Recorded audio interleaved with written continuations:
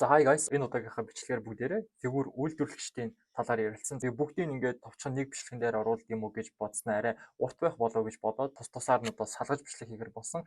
Энэ удаагийн бичлэгээр Furyu-гийн талаар ярилцуулна. Энэ бичлэгэн дээр Furyu гэж одоо яг ямар компани вэ?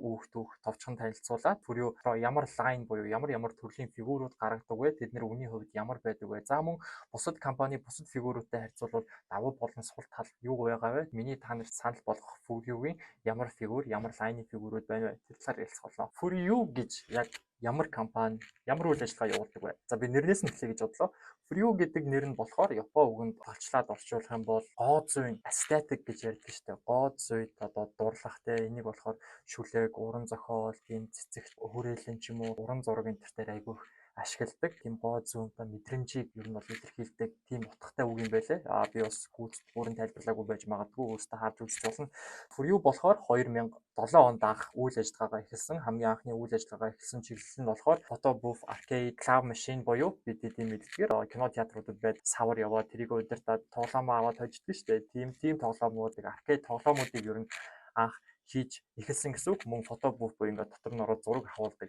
За ийм төрлөөр үйл ажиллагааг явж гад сүүлдээ фигур болон аниматай холбоотой гар утас болон компьютерийн тоглоомууд руу орж эхэлсэн. Furyu болон нэг онцлог нь бусад ихэнх үйлдвэрүүдийг бодвол өндөр үнэтэй, өндөр чанартай scale болон цөөн тоогоор гардаг limited фигурууд болон дунд зэргийн үнэтэй фигур мөн хамгийн хямд үнэтэй фигур буюу price фигуруудыг үйлдвэрлэхээр бусад газруудаас онцлогтой. Зарим газар зөвхөн scale фигур, зарим газар зөвхөн price фигур гэдэг бол Furyu-гийн хувьд бүх төрлийн одоо үнийн үнэтэй фигуруудыг гаргаж үйлдвэрлэдэг. За эхлээд бүгдээрээ price фигурын талаар ярьцгаая. Хүмүүс ингээ price фигур гэдэг.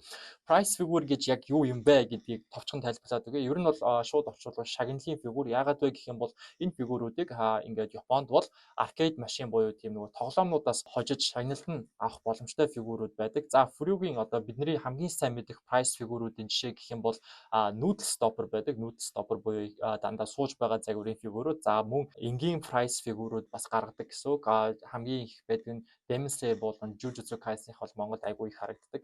Миний хамгийн дуртай Furyu-гийн line гэх юм бол Be Cute Bunnies байдаг. Ягаад гэвэл Be Cute Bunnies price фигур шиг олдод сайтай хямдхан мөртлөө price фигурыг бодвол өндөр детальтай мөн noodle stopper-уудад би бас айгүй дуртай. Noodle stopper бусад энгийн price фигуруудтай харьцуулах юм бол гоё дизайнуудтай гардаг юм шиг санагдаг. За ялангуяа энэ 2025 онд гарсан Miko-гийн price noodle stopper байгаа. Энэ бол үнэхээр unique өвөрмөц дизайнтай санагдсан. Энийг бол заавал захиалж аавна. Дараа нь болохоор mid tier буюу дунд зэргийн үнэтэй бас дийлдэхтэй price фигурийнхаа категорид явдаг. Гэхдээ арай үнэтэй фигур байгаа. Энэ болохоор Tenitol гэж байдаг. Tenitol. За Furyu-гийн Tenitol гэдэг line нь болохоор хамгийн одоо боломжийн үнээр хамгийн өндөр чанартай фигуруудыг хүмүүст хүргэх гэсэн дунд зэргийн price фигурээс арай үнэтэй. Гэхдээ scale фигурыг бодвол хамаагүй хямдхан фигуруудын одоо line байгаа. За энэ фигуртэй төстэй өөр компанийн гэвэл Good Smile-ийн Pop-up Parade байдаг. Гэхдээ үнийн хувьд адилхан мөртлөө миний хувьд Furyu-гийн Tenitol нь хамаагүй илүү санагддаг. Суурийн хувьд за Pop-up Parade ихвчлэн дан эмоодгартай Bampresto шиг хар суурьтай болон нэг тийм энгийн зогсож байгаа позуудтай гардаг бол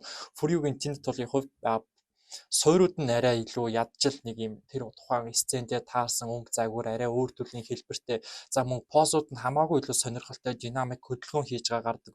Өнгө чанарын хувьд ч гэсэн миний хувьд Tenitol хамаагүй илүү санагддаг. Tenitol-ийн хувьд Монголд болохоор нэг 150-аас 250 мянган төгрөгийн хооронд арай илүү өндөр хувилбарууд нь байдаг. Одоо Good Smile-ийн Pop-up Parade бас нөгөө XXL ч юм уу XL гэдэг арай том хувилбарууд нь байхгүй 4 1 2 1 болгоо гаргадаг. Тэр шиг өндөр хувилбарууд байгаа. Тэд нар нь болохоор бас арай дээш үнэтэй гарч ирдэг. Арай илүү жоохон мөнгө төлөөд илүү өндөр чанартай илүү дээр фигур авахыг хүсвэл би бол Good Smile-ийн Pop-up Parade-ийн оронд Furyu-гийн Tenitol-ыг санал болгоно. Scale фигур гэж яг юу вэ гэхээр дүрийнхээ бодит хэмжээг яг масштаблаад одоо жишээ нь 180 см өндөртэй дүр байлаа гэхэд бүх хэмээн 6 дахин багасгасан фигурыг 6 харьцан 1 scale фигур гэж ярьдаг. Энэ фигурууд нь бүх хэмжээг нь яг бодитоор нь багасгаж хийдэг гарах гэж маш их цаг хугацаа зарцуулдаг учраас үнэтэй гар. За Furyu-гийн scale фигурын line F-Nex байна. F-Nex-ийн хувьд бол limit болон premium гэж явдаг боловч сүүлийн үед бол олон гомдол санал хүсэлт дагуулсан лайн байгаа. За тэр нь ямар вэ гэхээр ер нь бол чанар болон үнийн хувьд бол амар хайцангуй зөрөө гардаг.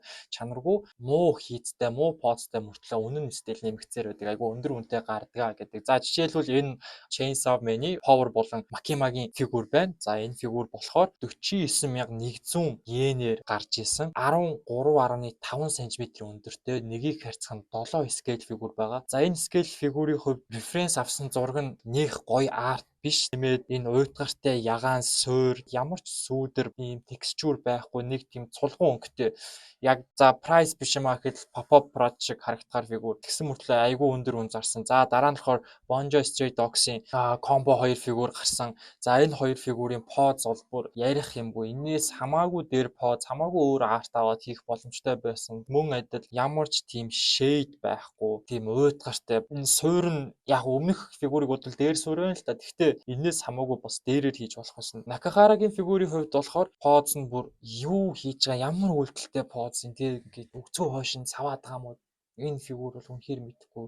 Арын суур нь одоо бүр ингээд ямар ч энэ фигюртэйгээ авцалдаггүй фигюр байна. FNX-ийн нэгийг хэрцгэн 7, Амелиагийн фигюр байна. Амелиагийн фигюр болохоор 25,000 йенээр 2023 оны 11 сард гарч ирсэн фигюр. Scale фигюр мөртлөө за юм тунгалаг бөөрийн хий, уйтгартай, суурьтай. За тэгээд сайн харах юм бол Pop-Parade-ийн фигюр шиг л харагдчихэв. Энэ хэдийгээ бодвол арай илүү хямд үнээр за 19,000 йенээр 2023 онд гарч ирсэн Love Life-ийн Shibuya Canon-гийн фигюр байгаа. Энэ фигюрийн прототип зургийг харахад бол за өнгө мөнгө шade хэлбэр дүрсийн хувьд айгүй цэвэрхэн байна. За тэгтээ нэг за Pop-Up Parade чил юм да гэж бодож исэн боловч одоо ингээд фигюр нь яг хүмүүс дээр ирсэн хойно те жинхэнэ зургийг хартын бол яг л Taitoгийн Coreful ч юм уу Artist Masterpiece Plus шиг тийм price фигюр шиг гүйцэтгэлтэй фигюр ирсэн. Тэгэхээр бол ингээд Furyuwa-гийн FNX-ийн хувьд бол нэлээд өндөр үнэтэй мөртлөө чанарын хувьд жоохон алдаатай тунг фигюрүүд айгүй их гарсан. За тэгтээ бүх фигюр биш.